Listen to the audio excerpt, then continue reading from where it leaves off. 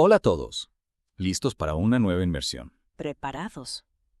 Hoy nos adentramos en el mundo de Don Quijote, pero desde una perspectiva un tanto peculiar. Ah, sí, cuéntame más. Pues vamos a bucear en dos fuentes que, a simple vista, no parecen tener mucho que ver. Eso suena intrigante. ¿De qué fuente se trata? Por un lado, tenemos lo que el Quijote tiene.pds, ¿Y qué tiene? un análisis numerológico de la novela, con conexiones a la cábala y al misticismo judío. Vaya, eso sí que es original. Y por otro lado, para añadir aún más misterio, tenemos una colección de expresiones de diccionarios del español rural. ¿En serio? Eso suena a una combinación explosiva. La verdad es que sí. ¿Quién iba a pensar que la numerología y el argot regional podrían arrojar luz sobre la obra de Cervantes? Pues sí, es una perspectiva cuanto menos curiosa. ¿Por dónde empezamos? Empecemos por lo que el Quijote tiene.pdf. Prepárate porque la cosa se pone interesante. Dispara. Según el autor, Don Quijote es una especie de puzzle numérico, con claves, dice, para comprender la esencia misma de la humanidad. Un puzzle numérico. Suena un poco rebuscado. Ya te digo. ¿Te imaginas a Cervantes como un maestro de la cábala? La verdad es que no. Pero bueno, a ver qué nos cuenta este análisis. Pues atención, porque el autor señala que el número total de palabras en Don Quijote es 22.939. ¿Y eso qué tiene de especial? Que es un número muy cercano al numerador en un antiguo cálculo griego de pi, 2 auces 2,994. Espera. ¿Me estás diciendo que hay una conexión entre el número pi y Don Quijote? Esa es la teoría, sí. No sé, no lo veo. Claro, a primera vista puede parecer una locura. Pero la cosa se pone interesante cuando entra en juego el misticismo judío. Ajá. Cuéntame más. Verás, el círculo se asocia a menudo con el nombre inefable de Dios. Sí, eso lo he oído alguna vez. Y pi, como ya sabes, es la relación entre la circunferencia de un círculo y su diámetro. Ya entiendo por dónde vas. Entonces, el número total de palabras en Don Quijote, al ser tan cercano a un componente de pi, podría interpretarse como una referencia a la omnipresencia divina. Exacto, como si Cervantes hubiera codificado un mensaje secreto en la propia estructura de la novela. Es una idea fascinante, aunque un poco difícil de digerir. Y aún hay más. El autor también analiza el significado de otros números dentro de la novela, por ejemplo el número 23, El 23, ¿qué tiene de especial? que se asocia a la humanidad por los 23 pares de cromosomas. Ah, claro. Y fíjate, en Don Quijote aparecen palabras como duelo y quebrantos, ¿Y eso qué significa? que reflejan esa dualidad de dolor y alegría que forma parte de la experiencia humana. O sea que según este análisis, cada número tiene un significado simbólico dentro de la novela. Esa es la idea. Y ahora viene la pregunta del millón. ¿Cómo encaja el diccionario rural en todo este entramado numérico y místico? Pues sí, la verdad es que no veo la conexión. Ahí está la gracia. Mm. El diccionario nos proporciona el lenguaje, el color local de la época. Entiendo. Nos ayuda a entender mejor el mundo que Cervantes retrata en su obra. Exacto. Y lo curioso es que muchas de las palabras que encontramos en el diccionario resuenan con los temas que explora lo que el Quijote tiene.pdf. En serio, dame un ejemplo. Por ejemplo, la palabra trashumar, Trashumar. Eso es. la migración estacional del ganado. Ah, sí. Pues bien, Ah, en el contexto del Quijote, esta palabra puede interpretarse como una metáfora del viaje espiritual. interesante. El viaje del alma en busca de la verdad. Exacto. Y esto nos lleva a otro término, cañada real, Las antiguas rutas de transhumancia. que la fuente relaciona con el camino hacia la rectitud, Ah, la senda que guía al hombre hacia Dios. ya veo. Es como si el viaje físico del ganado se transformara en un símbolo del viaje interior de Don Quijote. Exactamente. Y fíjate, la fuente incluso establece una conexión con la Biblia. Con la Biblia. Compara la cañada real con el báculo que se le dio a Cristo. Un símbolo de guía y protección divina. Justo lo que necesita Don Quijote en su viaje. Es increíble cómo Cervantes, a través del lenguaje cotidiano, puede evocar imágenes tan poderosas. Como si estuviera tejiendo una red de significado, utilizando tanto la numerología como el lenguaje popular para crear una obra rica en simbolismo y profundidad. ¿No te parece? La verdad es que sí, es una perspectiva totalmente nueva sobre el Quijote, y esto es solo el principio, ¿no? Exacto. Aún nos queda mucho por explorar. En la próxima parte del programa nos adentraremos en la fascinante conexión entre la numerología, la música y la tradición judía. No me la pierdo. Y vosotros, queridos oyentes, tampoco os la perdáis. Hasta la próxima. Retomamos nuestra inmersión en el Quijote, y si os acordáis, en la primera parte nos quedamos con la intriga de la numerología, ¿verdad? Sí. Me quedé dándole vueltas a esa idea del Quijote como un puzzle numérico y sobre todo la conexión con la cábala y el misticismo judío. Pues prepárate, porque ahora viene lo bueno. Lo que el Quijote tiene .pdf también analiza la cuarta copa en el Seder de Pesaj y la relaciona con el Curtis Cicero, la crucifixión. Cuarta copa. No me suena de nada. Es una tradición judía. Durante el Seder de Pesaj se beben 4 copas de vino, cada una con un simbolismo especial. La cuarta copa representa la redención final, la llegada del Mesías. Vale, entiendo. Pero, ¿qué tiene que ver eso con Don Quijote? Buena pregunta.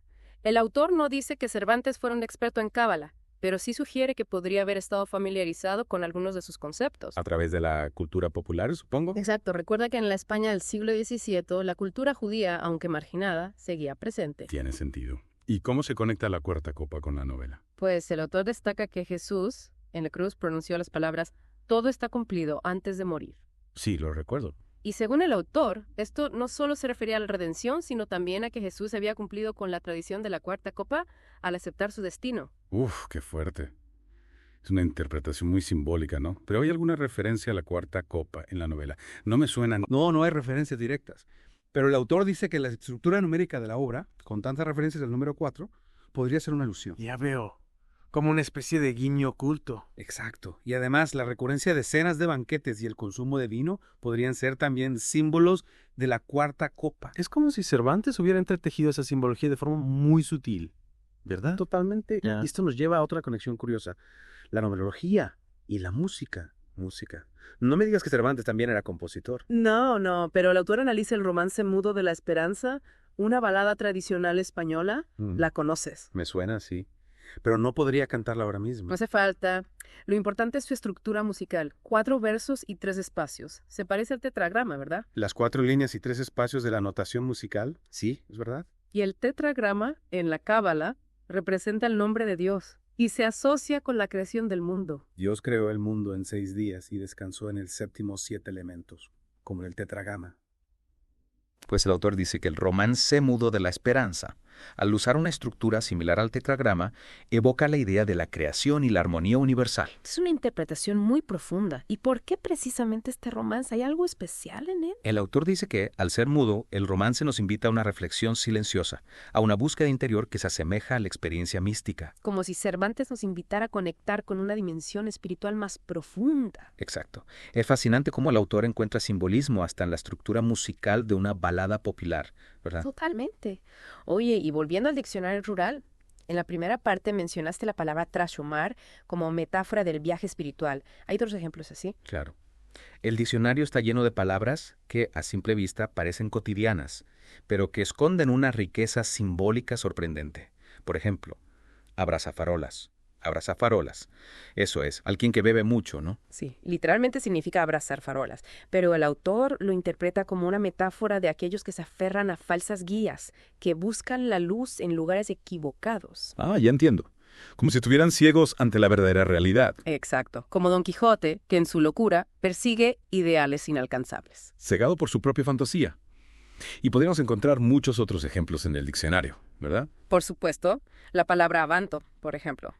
Describe a alguien aturdido o torpe, podríamos aplicarlo al propio Don Quijote, que a menudo actúa sin pensar. O Ansarón, que describe a alguien desgarbado y tosco, como Sancho Panza. Aunque Sancho también tiene su propia sabiduría, ¿eh? Sí, claro. Lo que quiero decir es que el lenguaje popular nos permite encontrar nuevas capas de significado en la novela y comprender mejor a los personajes. Totalmente de acuerdo. Cada palabra, cada expresión es como una pincelada que nos ayuda a completar el cuadro. Es como si el diccionario rural nos diera una llave para acceder a la mentalidad de la época, a las creencias y supersticiones que Cervantes refleja en su obra. Un lenguaje que, aunque aparentemente sencillo, esconde una gran profundidad. Y al combinarlo con el análisis numerológico de lo que el Quijote tiene.pdf, obtenemos una visión panorámica de Don Quijote que abarca desde lo místico hasta lo cotidiano, desde la crítica social hasta la exploración de la condición humana. Y esto nos lleva a otra pregunta.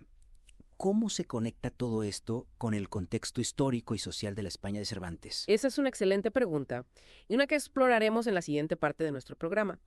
Veremos cómo lo que el Quijote tiene.pdf analiza la evolución del sistema legal español en el siglo XVIII y cómo esta transformación se refleja en la obra de Cervantes. Preparaos para descubrir cómo la historia y la literatura se entrelazan para crear una obra tan rica y compleja como Don Quijote. ¡Qué intriga! Estoy deseando seguir desentrañando los misterios de Don Quijote con vosotros.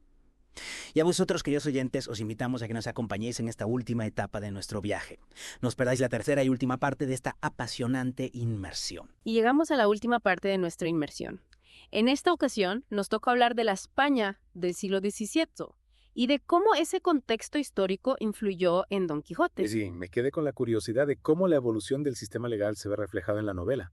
¿Qué nos cuenta lo que el Quijote tiene.pdf sobre esto? Bueno, como decíamos antes, en la Edad Media la ley se basaba mucho en la caballería, el honor, la tradición. Pero claro, con el surgimiento del Estado moderno, todo eso cambia, ¿no? Exacto. Se necesitaba un sistema legal más, digamos, codificado, más uniforme. Y ahí es donde entra Don Quijote. ¿Verdad? Un personaje anclado en el pasado, obsesionado con los ideales de la caballería. Sí, sus acciones, a veces tan absurdas, nos muestran ese choque entre la visión romántica y la realidad legal de la época. Como si Don Quijote se resistiera a la modernidad, a la pérdida de sus valores tradicionales. Exacto.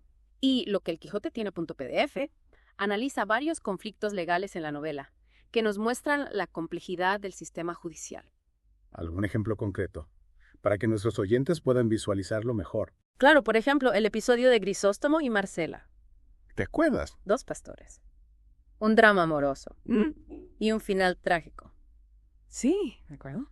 Pues la muerte de Grisóstomo plantea una serie de interrogantes legales. ¿Es Marcela responsable? ¿Debe ser castigada? Por rechazarlo te refieres. Exacto. El episodio refleja las tensiones entre la ley, la moral y las convenciones sociales de la época. Ya veo. Es como si Cervantes nos invitara a reflexionar sobre la justicia, sobre los límites de la ley. Totalmente. Y la fuente también destaca la importancia del matrimonio como solución a los conflictos. ¿Y el matrimonio? Sí, en Don Quijote, muchos problemas se resuelven con promesas de matrimonio. Como si fuera una especie de pegamento social. Justamente, el matrimonio no era solo amor, sino un contrato social, con implicaciones legales. Una forma de mantener el orden, por así decirlo. Exacto. Y todo esto, claro, cobra vida con el lenguaje del diccionario rural. Sí, como decíamos antes. Es una herramienta fundamental para entender la obra. Nos da el contexto cultural. Las Las expresiones, los refranes.